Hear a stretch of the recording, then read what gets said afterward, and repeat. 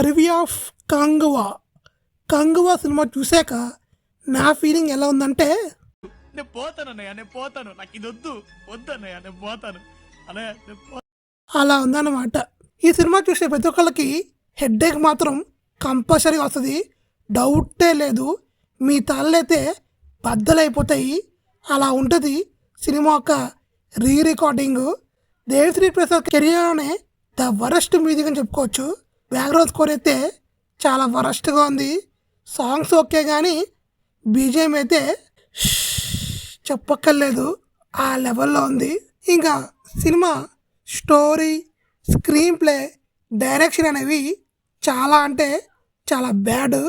ఈ cinema promotions చాలా బాగా చేశారు, అది కూడా మన తెలుగులో ఇంకా బాగా చేశారు. ప్రమోషన్స్ నెక్స్ట్ లెవెల్ వేశారు.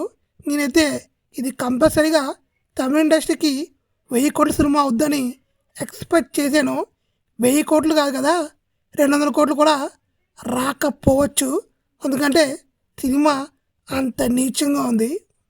ఫస్ట్ హాఫ్ అయితే చిర్రాగా వచ్చేస్తుంది, సెకండ్ హాఫ్ ఏదో ఓకే ఓకే అంతే తప్ప సూపర్ ఏం కాదు.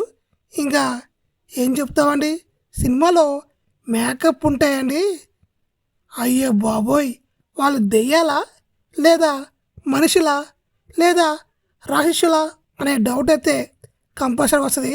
మేకప్ సూర్య గారు తప్ప మిగతా వాళ్ళందరికీ ద వరస్ట్ మేకప్ ఇది. ఇంక సినిమాలో హీరోయిన్ ఉంది కానీ తన ఎక్స్పోజింగ్ తప్ప ఇంక దానికి సపరేట్ క్యారెక్టర్స్ అనేది ఏమీ లేదు.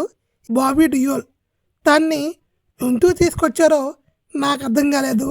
ఈ సినిమాలో బాబీ డియోల్ అవసరమే లేదు, అయినా బాబీ డియోల్తో ఏదో చేయించారు తప్ప తన క్యారెక్టర్ బాగుంది అంటకైతే ఏమీ లేదు.